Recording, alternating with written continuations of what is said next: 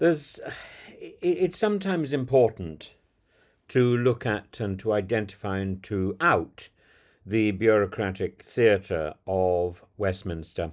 There was a piece a few years ago which I was particularly concerned about when Boris Johnson stopped an investigation into reality TV and the resultant ofcom formula was drafted and became the rule, much to the satisfaction, I'm sure, of production. And they didn't really take enough evidence, and it's a document that doesn't have teeth. And the nonsense about social media protection is much the same, and oddly, it comes from the same source. The government's latest crusade, that Ofcom is now going to publish its final children's code under the Online Safety Act, a dazzling 1,700-page testimony to red tape optimism and the claim that these rules are transformational, that they will mark a watershed moment and that platforms will do things differently. But let's not confuse volume with virtue signalling or regulation with resolve. This isn't transformation. This isn't virtue. As I say, it's virtue signalling, and that's not necessarily good. It's about hiding behind a text. It's not transformation. It's technocratic performance art. It's a symbolic gesture crafted not to protect children, but to make the government look more competent and to avoid blame. Let's start with the obvious. The obvious one is enforcement. Ofcom, we're told, will fine platforms millions and even ban sites from the UK. But how precisely do you ban TikTok in a world of VPNs and burner accounts? How do you do this? Because I speak to people in China who have VPNs, TikTok and Instagram and access to YouTube, although they tell me they're not allowed it. Will 14-year-olds suddenly be thwarted by facial age estimation software when they're already outwitting their school's firewall? The entire scheme is founded on an illusion of control over a digital realm where control is at best wishful thinking, and the people who are the most nimble in their skirting around social media platforms are people under the age of 10, actually.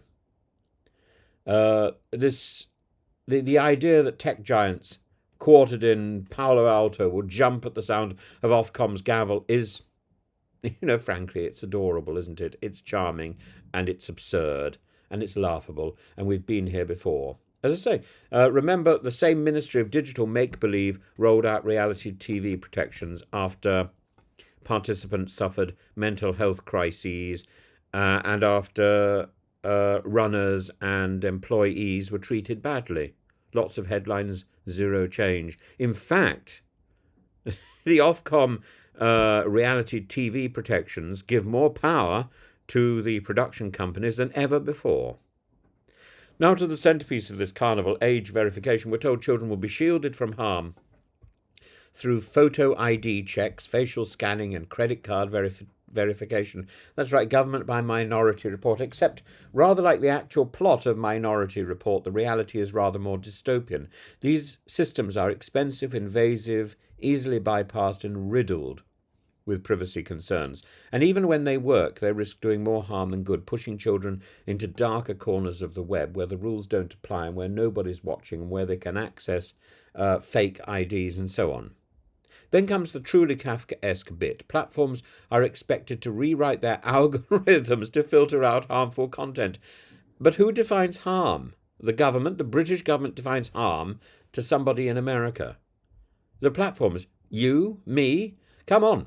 Ofcom punts the responsibility back to industry, essentially saying, you decide what's dangerous, but we'll blame you if it goes wrong. It's the regulatory equivalent of asking a fox to safeguard the hen house, but with quarterly shareholder reports. This isn't regulation. It's outsourcing moral judgment to an algorithm designed to optimize clicks, not character. What then should we do? We need to stop treating social media like a radioactive substance to be sealed off in lead containers. Children do not need banning from digital spaces. They need to be educated within them.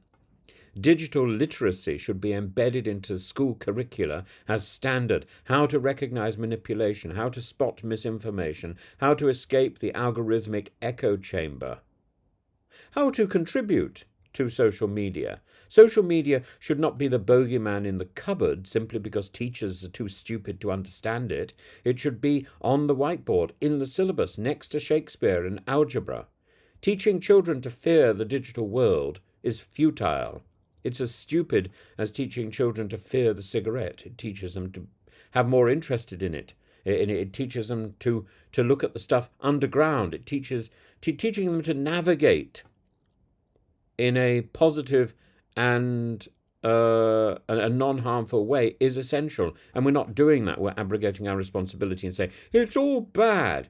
Well, it's not. It's not.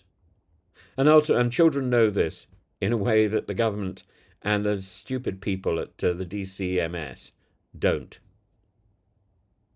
This virtue signalling is so absurd. Ultimately, this is about optics, not outcomes, and the government is desperate to appear tough on tech while remaining palatable to Silicon Valley in trade negotiations. As ever, political theatre trumps practical policy. This is the same department, the very same department that delivered the unenforceable protections for reality TV people, now offering equally unenforceable safeguards for digital teenagers. This is not about safety. This is about headlines. It's about the politics of placebo. And let's be clear, the Ofcom codes are not a reset for the internet. They are a sop, a PR move dressed up in legislative tinsel. And if we truly want to protect children online, we need fewer firewalls, more education, fewer photo ID scans, more human conversations. Until then, all we're doing is handing a fig leaf to a problem that needs a full coat of armour.